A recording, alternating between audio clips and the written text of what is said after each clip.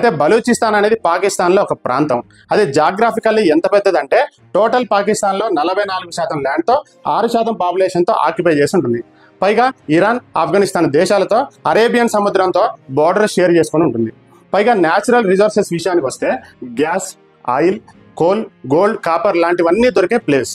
అయితే 1947 తర్వాత నుంచి ఈ రోజు వరకు బలూచిస్తాన్లో ఉన్న ఈ రిసోర్సెస్ అని వాడుకొని బలూచిస్తాన్ని డెవలప్ చేయకుండా మిగిలిన పాకిస్తాన్ని మాత్రమే డెవలప్ చేస్తున్నారని వేర్పాటువాదుల వాదన.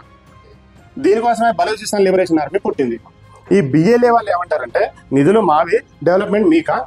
బలూచిస్తాన్ ప్రజలు మొత్తం పాకిస్తాన్ ప్రజల్లోనే పేదవాళ్ళు. సోషల్లీ, పొలిటికల్లీ, ఎకనామికల్లీ అసలు చదువులో కూడా చాలా వెనుకబడి ఉన్నాం. మమ్మల్ని ఎందుకు పట్టించుకోరు, మాకు స్వాతంత్రం కావాలి, ప్రత్యేక గుర్తింపు కావాలి, అన్నింట్లో అటానమీ కావాలి అనేది వీళ్ళ నినాదం. అయితే ఈ మధ్య కాలంలో వచ్చిన కొత్త గొడవ ఏంటంటే అరేబియన్ సముద్రం దగ్గర పాకిస్తాన్ ఒక గ్వాడర్ పోర్ట్ ని, ఒక ఇంటర్నేషనల్ ఎయిర్పోర్ట్ ని కూడా కట్టింది. దానికి చైనా, కెనడా కూడా చాలా వరకు పెట్టుబడులు పెడుతూ బలూచిస్తాన్ మీద పెత్తనం చేస్తున్నాయని వేర్పాటువాదుల గొడవ. అందుకే వాళ్ళు పాకిస్తాన్ ఆర్మీ, పాకిస్తాన్ పోలీసులతో పాటు చైనా, కెనడా దేశాల పౌరులు ఎక్కడ కనబడ్డా చంపేస్తారు.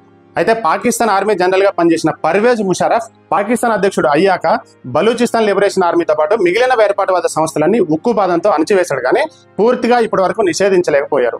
ఈ బలూచిస్తాన్ లిబరేషన్ ఆర్మీతో పాటు దాని అనుబంధ సంస్థల కొన్నింటి మీద పాకిస్తాన్తో పాటు అమెరికా, బ్రిటన్ లాంటి దేశాలు కూడా బ్యాన్ విధించాయి.